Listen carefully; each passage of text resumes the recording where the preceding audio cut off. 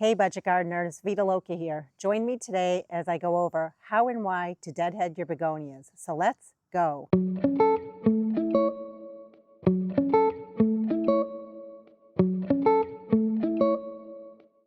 This video will apply to the different kinds of begonias that are out there. There are the beautiful tuberous begonias, which a lot of times you can buy the tubers during the spring months. You can pot them up and have some really beautiful blooms out of them. You can even overwinter them. And in case you're wondering how to overwinter your tuberous begonias, I'll put a link to that video down in the description. And then there are also the fibrous begonias, which we often refer to as wax or even bedding begonias. All the begonias that I have in my yard were begonias that I started from seed. I've made lots of videos showing you my process for collecting begonia seeds and how to start those seeds. I'll also put links to those videos down in the description below. But this video is going to focus on what to do when it comes to maintaining your begonias, how to keep them looking beautiful from spring through the summer months and into the fall months. And even though there are begonias out there that are self-cleaning, it's still beneficial to clean your begonias, to deadhead them, to prune them, to keep them looking tidy. In fact, when it comes to certain begonias like the ones I have, which are the wax begonias, if I don't clean them up, not only do they look untidy, but also it tells the plant to start going to seed. And what that means is putting the energy into creating those seeds and not putting energy into creating beautiful blooms. Later in the season, I want my plants to go to seed because I want to collect the seeds from them. But it's still the middle of summer. I don't want my plants to be setting seed quite yet. So I've been very diligent. About every week, I've been coming in and deadheading my begonias. I thought I'd take this opportunity to show you my process for doing that. Begonias, be it tuberous or wax, have male as well as female flowers. And the way I like to think of it is when you think of birds, a lot of times the prettier birds are the male birds. I know it's a little sad, but it's true. Well, the same applies with the begonias.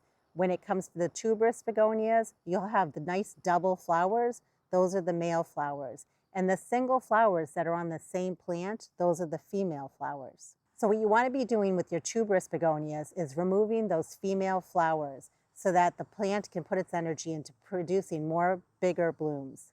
And when it comes to my fibrous or wax begonias, the same concept applies.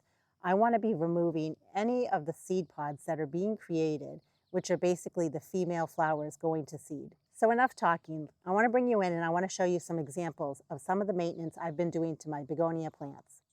In this example here, you can see that these blooms are going to be opening up either today or tomorrow. These are the male flowers. Oftentimes, right behind the male flowers, you will find the female flowers. And these two right here are examples of the female flowers. I want you to notice the flower in the front, but let's look at the back. See the back? That is what you call the ovary or the egg sac.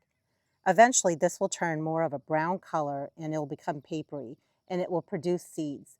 But we don't want that to happen yet because we want to be deadheading this plant. Here's another example of a female flower. You can see the egg sac in the back. And down here are two more. So what I like to do is I actually like to come in and follow it down to the end of the stem and just break it off. I can use my fingers or I can use clippers. And I'm just showing you a close-up of what to look for when it comes to deadheading the plant. So in this case, the flowers have already gone by and it's just telling the plant to start setting seed. We don't want that, so we're removing this. I'm going to do the same thing with this one here. I'm following it down